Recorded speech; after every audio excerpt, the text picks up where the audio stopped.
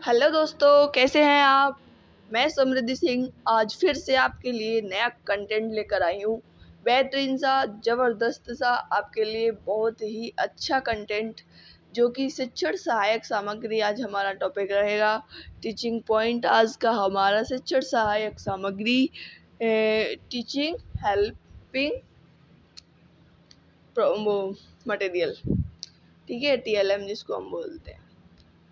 तो बस उसी के लिए आपका एक प्रयास रहेगा, हम समझाने का पूरा प्रयास करेंगे, आपको समझने का प्रयास करना है, क्योंकि ये फैक्चुअल स्टडी है। यहाँ आपको फैक्चुअल फैक्ट देखने को मिलेंगे जो कि वास्तव में लर्निंग एंड टीचिंग में यूज़ किए हैं और वास्तव में एग्ज़ाम ऑफ पॉइंट व्यू से लिए गए हैं। ठीक है, चलिए। हाँ, तो ये रही आपकी किताबें और किताबों से रहना है दूर। और क्योंकि किताबें बड़ा ही परेशान करके रख देती हैं बच्चों को और एक नीरसता का उद्भव होता है। जब किताबों को बच्चा अकेले में बैठ के पढ़ता है तो उसके अंदर क्या होता है, डिमोटिवेट होता है। कब? जब उसको समझ नहीं आता है। और किताबें बेचारी क्या करें, ज्ञान इतना भरा पड़ा है लेकिन समझाने वाला कोई है नहीं। इसीलिए एक टीचर की आपको आवश्यकता पड़ती है और ये ही सत्य है। जब आपको किसी टीचर की सहज भाषा मिल जाए तो बस क्या कहने, आहा हो गया आपका काम और बस्ते का वजन हो गया कम। वही आपको करना है। NCF 2005 हमारा कहता है, यह भी बात आपको ध्यान में रखनी है। CTET, TET and all teaching exam में ये क्वेश्चन बहुत भारी मात्रा में पूछा जाता है। हर बार पूछा जाता है कि 2005 NCF 2005 का क्या कहना है। तो बस यही आपको जानना है कि बस्ते का जो वजन है बच्चे के ऊपर से कम कर दीजिए, ताकि बच्चा अच्छे से पढ़े, उसका जो बोझ है वो हल्का हो जाएगा।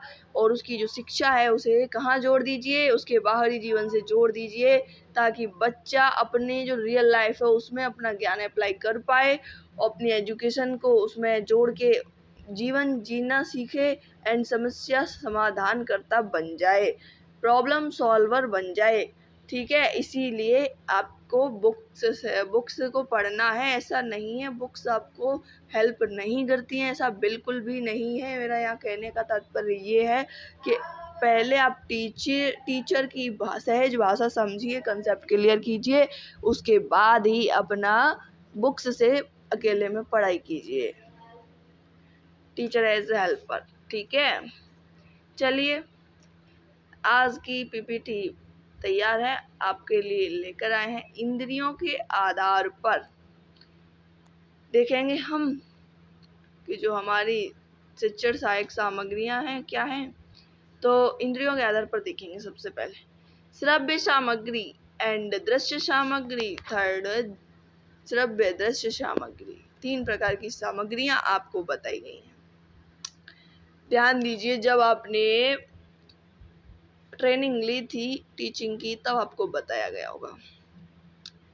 रेडियो, लाउड स्पीकर्स, लिंग्वाफोन, उच्चारण दोष, ग्रामोफोन, सीतावाद्य यंत्र, गीत संगीत की शिक्षा, Dictaphone, FM, tape recorder, phonograph, यहाँ तक कि वो सारी सामग्रियाँ जिनसे आप सुन सुन कर अपनी पढ़ाई करते हैं या फिर अपना ज्ञान अर्जन करते हैं।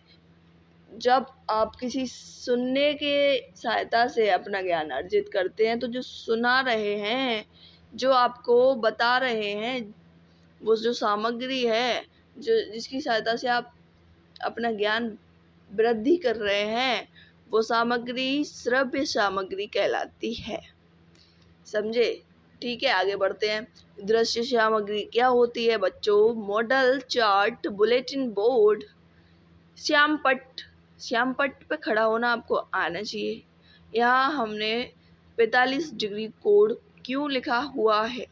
जो बच्चे ट्रेनिंग करके आए हैं उन्हें सबको पता होगा कि श्यामपट्ट ब्लैक बोर्ड पर 45 डिग्री कोण के हिसाब से ही आपको खड़ा होना है। ऐसा नहीं है कि आप पूरा ब्लैक बोर्ड घेर कर खड़े हुए हैं, बच्चों को कुछ भी दिखाई नहीं दे रहा है। क्या आपने टीचिंग ट्रेनिंग नहीं ले रखी है? ऐसा हो नहीं सकता। आपने टीचिंग ट्रेनिंग ली है, इसीलिए आप यहाँ तक पहुँचे हैं।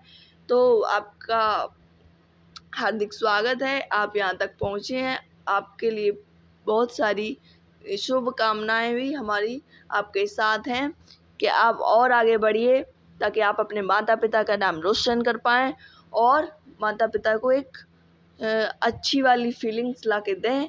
वो जो फीलिंग्स होती है कि हमारे बच्चे आज उस मुकाम पर पहुँच चुके हैं, जो मुकाम हम उन्हें हासिल करवाना चाहते थे, या फिर हम उन्हें जो माता-पिता सोचते हैं हम उन्हें खुद के पैरों पे खड़ा करना चाहते थे, वो आज हो चुके हैं। तो बस वही फीलिंग सबसे बेस्ट होती है। उस फीलिंग्स के लिए बच्चे जाने कितना संघर्ष अपने माता-पिता के लिए करते हैं। तो लगे रहिए, हम आपके साथ हैं। श्यामपट्ट 45 डिग्री कोड, निर्माता विलियम जेम्स। ये बताया किसने? तो विलियम जेम्स ने बताया। बुलेटिन बोर्ड स्कूल की सूचनाएं, जो बुलेटिन बोर्ड होता है उसमें स्कूल की सूचनाएं दे सकते हैं। फ्लैनल बोर्ड कक्षा में उपयोग किया जाता है। पाठ्य पुस्तक, ग्राफ या मानचित्र, रेखाचित्र, OHP, डायस्कोप, एपीस्कोप, एपिडाइस्कोप, स्लाइड यही होती है, जैसे कि आपकी ये स्लाइड चल रही है। ओके, तो दृश्य सामग्री, यहाँ तक कि वो सारी सामग्रियाँ जो आप देखकर अपना ज्ञान अर्जन करते हैं, या जो टीचर आपका है वो दिखाकर ज्ञान अर्जन करवाता है, वो दृश्य सामग्री कहलाती है। जैसे board, bulletin board, black board, screen board, वो सारी चीज़ें। Smart board. श्रव्य दृश्य सामग्रियाँ, आज हम देखेंगे श्रव्य दृश्य सामग्रियों को भी क्लियर करते चलते हैं। तो श्रव्य दृश्य सामग्रियाँ वो सभी हैं जिनमें हम सुन भी पाते हैं तथा देख भी सकते हैं। जैसे टीवी में आप क्या करते हो? सुनते भी हो, देखते भी हो। वह सामग्री हो चुकी है टीवी, जो श्रव्य दृश्य सामग्री बोली जाती है, यानी ऑडियो और विजुअल मटेरियल बोल सकते हैं। टीवी कंप्यूटर भी होता है इसी प्रकार का। फिल्म भी ऐसी ही होती है। ऑडियो विजुअल प्रोजेक्टर इनको बोला जाता है। ऑडियो विजुअल प्रोजेक्टर होता है जो आप सुनकर और देखकर प्रोजेक्टर पर काम करते हैं, वो होता है आपका श्रव्य दृश्य सामग्री में शामिल। धन्यवाद। हंसते रहिए, मुस्कुराते रहिए, आप पढ़ते रहिए, आप अपने अपनों का और अपना ख्याल रखिए। धन्यवाद।